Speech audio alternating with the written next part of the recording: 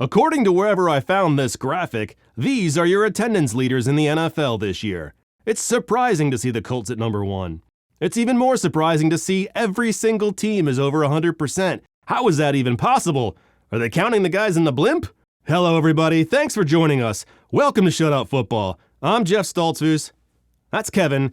Last week, Antonio Brown had a standoff with police.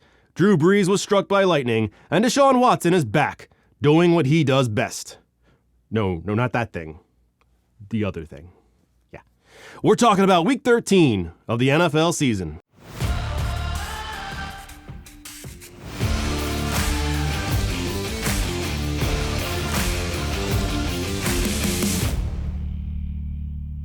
We'll recap the games in a second, but first, it's barely news. An arrest warrant was issued by Tampa police for Antonio Brown.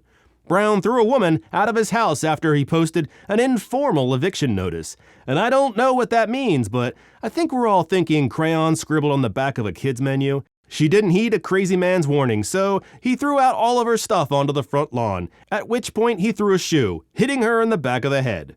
An arrest warrant was filed because they feared Antonio Brown may cause harm to himself or others. So the cops showed up, he locked himself inside the house, they stood outside for like an hour and shouted at him with a megaphone saying, "We aren't going anywhere," and then the craziest thing happened. They did. They left without him. Last I saw, he was still locked up in his house. He won. They said, "Come out." He said, "No, thank you." And that was it. I didn't even know you could do that. And if you're wondering, why didn't they just kick the door down? It's because he has guns, and he's Antonio Brown. They train you for guns at the police academy, but they don't train you for Antonio Brown. Nobody wants to be the first one through the door at Cocaine Bear's house. That is a death sentence.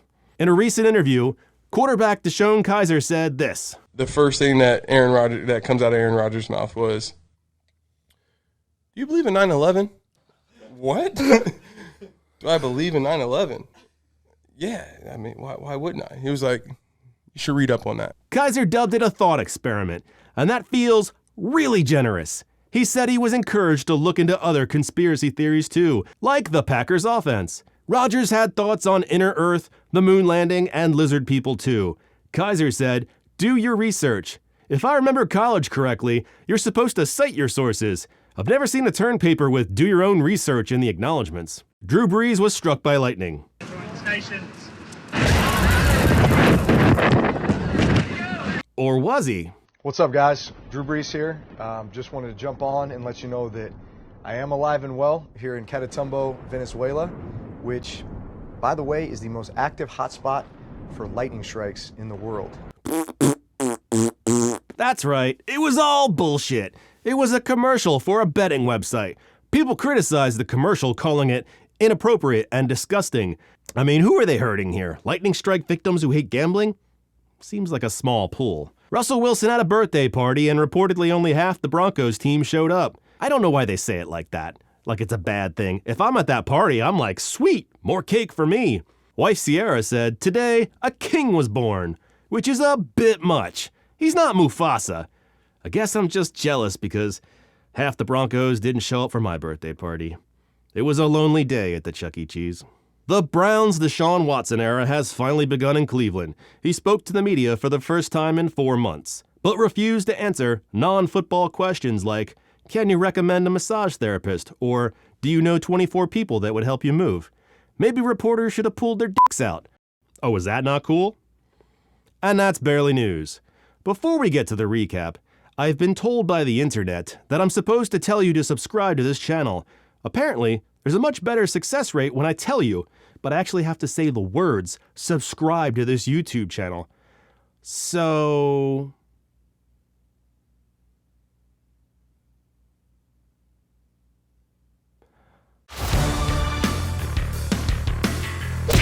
It was a throwback jersey night for the Pats, and Mac Jones looked like a throwback player. This week, on What Is a Catch Anyway? Jordan Poyer stepped in front of a Mac Jones pass and got 2 feet down, but it moved slightly after he hit the ground out of bounds. Is that a catch? Hell no. Next time, get 8 to 10 feet down. Bill Belichick watched from the sideline wearing the medical tent. Human boat shoes Mac Jones was seen barking on the sidelines. He said, Throw the fucking ball! And I don't know who he's talking to because that's his job. Unless maybe he meant Bailey Zappi. Belichick must have been thinking, I got stains on my couch cushions older than you, kid. Aaron Rodgers still owns the Bears, but property values are rising and getting damn near unbearable. Oh yeah, I did that. The Bears are competing. They're just one offensive line, 3 receivers, and a defense away from winning games. In fact, they led this game by 2 scores. Justin Fields' legs got runny like a yoke, and David Montgomery bashed his friggin' head in for 6. Fields made a few big throws to his faceless receivers, but the pack wasn't done. Christian Watson is a touchdown machine, whose only fuel source is Bears fans' tears. Najee Harris shoved a man's face through the back of his head. Now how's he supposed to blow sweet tender kisses to his wife before he leaves for the strip club? Deontay Johnson dropped a pass, and George Pickens was pissed. You want the ball, George? You better start playing defense against the Steelers. Connor Hayward had his first pro touchdown. His brother, fellow Steeler Cameron, had a sack. Earlier in the day, they visited their father's grave. Cam said, "My dad and God are always working together." You hear that? God wants the Falcons to lose. You don't want an angry Lord, do you? Last time he flooded the earth. My boat building skills are shit. Who knows what he'll do if the Falcons start winning games? Luckily, we'll never find out. Before the game, multiple players were seen wearing a Mike White t-shirt. And if you can't find one, don't worry, you can make your own. Alexander Madison, who I'm told was not one of our presidents, broke through for a touchdown. He then faked an injury and humped the carpet like a dog. At least he stopped peeing in the locker room. Garrett Wilson had 180 yards. He also had a staring competition with the Vikings mascot. That's a losing proposition, Garrett. He can't blink. Zonovan Knight had 90 yards on the ground, and Coach Saleh must have swiped right because he called Knight juicy as a runner. The Jets nearly pulled this one out. After a huge 4th down conversion to Corey Davis, White tried to sneak the ball into Braxton Berrios, who dropped it. Congratulations, you're fired. A painful loss, but there's no denying the Jets just look better with Mike White under center. Garrett Wilson said he'd go to war for Mike White. Let's hope it never comes to that. But if it does, you know who would make a perfect drummer boy. Catfight! There is no one in football having more fun than Jamal Williams. Even playing for the Lions can't dull his shine. Today on the menu, kneecaps. Wait, the Jaguars have kneecaps? Jared Goff was surgical in this one. He had over 300 yards and 2 touchdowns, both of which went to Amon-Ra St. Brown. Swift and Williams scored 2. The Jags' defense was like the village bicycle. Everybody got a turn. The Lions never punted in this game. Their punter was seen taking a leisurely stroll through the concourse in sandals. What happened to the Jags? And who is to blame? Because I want to blame them. Congratulations, Lions, on what fans described as the most stress-free Lions game they've ever witnessed. Center Jason Kelce showed up dressed as a supporting character from a decades-old Adam Sandler movie. Why? Why not? Derrick Henry was supposed to blow through this defense like wet tissue paper, but it never happened. He only had 30 yards all game. Jalen Hurts threw for nearly 400 yards and had 3 touchdowns. A.J. Brown was a lonely soul on his first touchdown. Where was the defender? On the ground 30 yards back. He somehow drew pass interference, got injured, and gave up a touchdown all in one play. Brown's next touchdown didn't come so easy. Actually, it was pretty easy. Tannehill was sacked 6 times. The Eagles' D was a bunch of junkyard dogs, and Tannehill was wearing milk-bone underwear.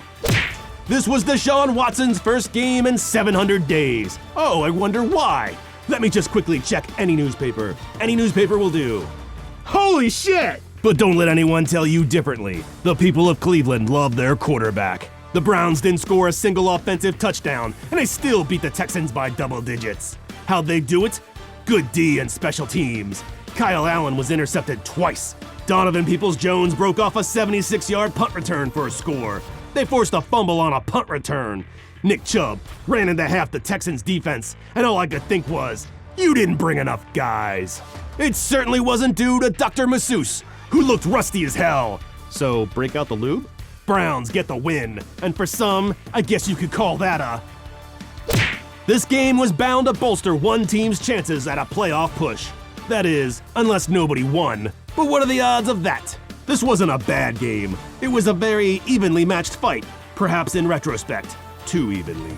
The Giants were called for a penalty, and the spittle was flying. Late in the fourth quarter, Jahan Dotson scored. This would have to be settled in overtime. Except it wasn't! They milked every inch of that withered sour cow, and still they were denied satisfaction. Look at them. They hate it. It's like they broke the game in half and gave both teams a piece. Great. Now nobody's happy. They should have taken all the players' car keys. Everybody has to walk home. And why does no one seem concerned that Taylor Heineke was shot in the head? Damn it, Arnold Schwarzenegger. You told me someone had to win this game. I lied. Everything the Broncos touch turns ugly. It's like they're King Midas, but instead of gold, it's Unlimited diarrhea. Lamar Jackson was knocked out of this game, but the Ravens won anyway.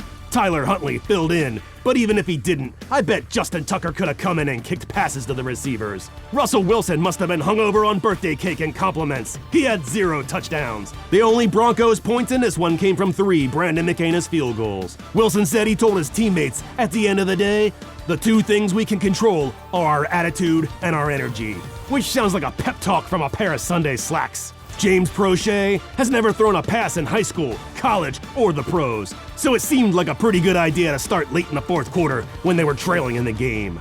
Baron Browning's sack dance looks like if Carlton from Fresh Prince was reincarnated as one of those wacky inflatable arms guys outside a car wash.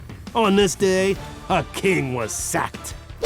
Jimmy Garoppolo didn't survive the 1st quarter. He broke his foot. He's done for the year. Everybody's last choice in the draft, Brock Purdy, would have to fill the very handsome void left behind. It wasn't too big for him. He threw 2 touchdowns. It helped that the Niners' defense was relentless all day. Nick Bosa spent so much time on Tagovailoa's lap, he deserved a tip and his own sassy stripper name, like Bubbles or Chestina. Tua was intercepted twice. Jimmy Ward was picking passes like Superman. Bosa forced a fumble late, and the Niners' defense took it back. Coach McDaniel was furious, I think. Or maybe he was just thinking about dolphin facts. Dolphins don't have vocal cords. They make noises with their blowhole.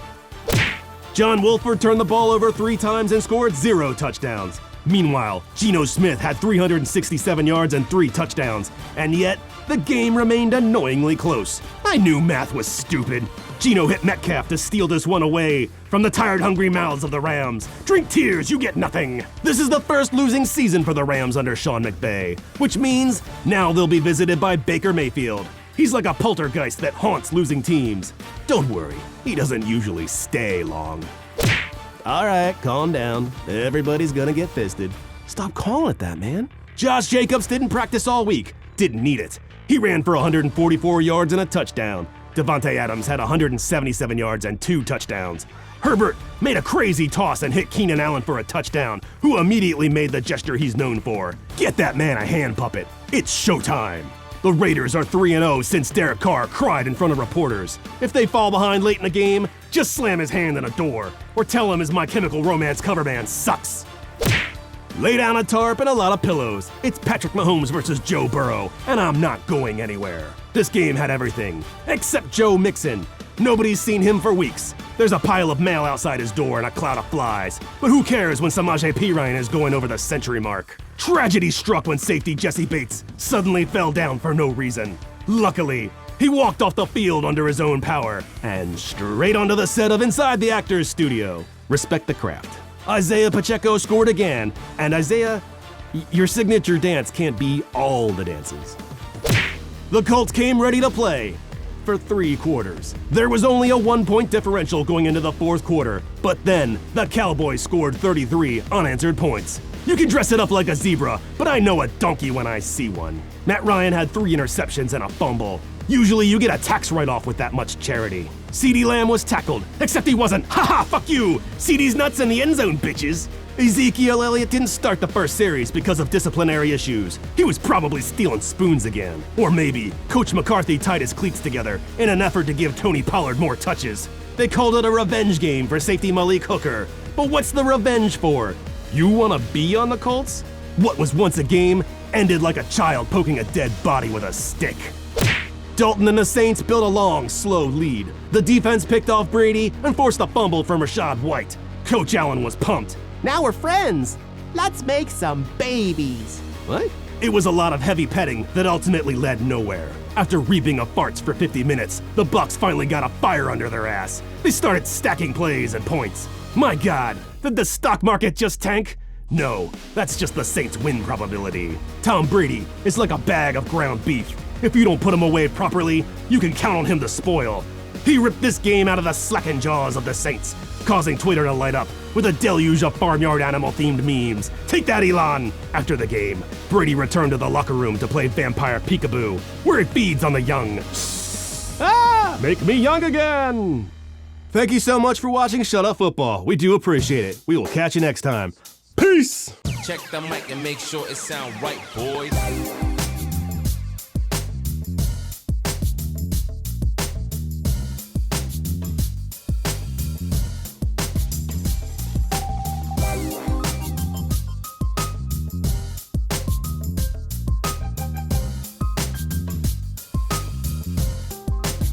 It sound right, boy. Let's make some babies!